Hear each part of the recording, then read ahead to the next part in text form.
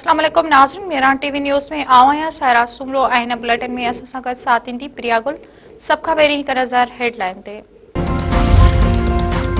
Field marshal Syed Asim Munir चयो आहे त मुल्क जी सरहदी सालमियत ऐं शहरी जे तहफ़ुज़ ते को बि समझौतो न कयो वेंदो।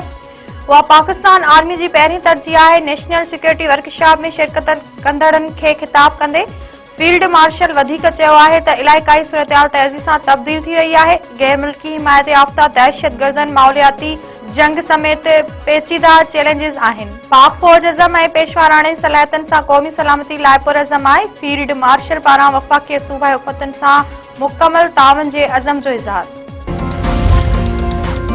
वज़ीर आज़म शहबाज शरीफ 2 ॾींहनि जे सरकारी दौरे ते बहरीन पहुची वियो। बहरीन जे वली अहद शहज़ादा सलमान बिन हमदुल ख़लीफ़ा पारां वज़ीर आज़म शहबाज शरीफ जी आजियां। परॾेही खाते जे तर्जुमान जो चवणु आहे त वज़ीर आज़म बहरीन जी क़यादत सां अहम मुलाक़ातूं कंदो। दौरे जो मक़सदु पाक बहरीन लाॻापनि खे वधीक मज़बूत बणाइणु आहे। परॾेही तर्जुमान जो वधीक चवणु आहे त दौरे दौरान वापार, सीड़पकारी, तवानाई, टेक्नोलॉजी, तइलीम ऐं ॿियनि शोबनि में ताउन ते ॻाल्हि ॿोल्हि कई वेंदी।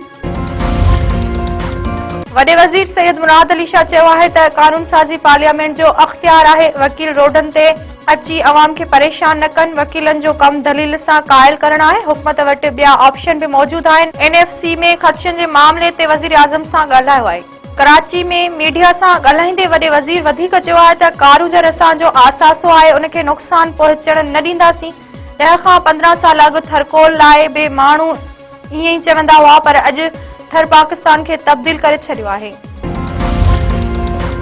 वफ़ाक़ी आईन अदालत कारूंजर बाबति केस जी ॿुधणी अणॼातल मुदे ताईं मुलतवी करे छॾी। चीफ जस्टिस अमीनुद्दीन जी सरबराही में 6 रुकनी बहस तरफ़ां ॿुधणी। सिंध सरकार जे वकील वकालत नामो वापसि वठी छॾियो। हुकूमत तरफ़ां मोहलत तलब दरख़्वास्त गुज़ार मुनवर अली तरफ़ां वकील आसिफ टालपुर आईन अदालत में पेश। सिंध हुकूमत कारूंजर जे कटाई रोकण वारो फ़ैसिलो आईनी अदालत में चैलेंज कयो।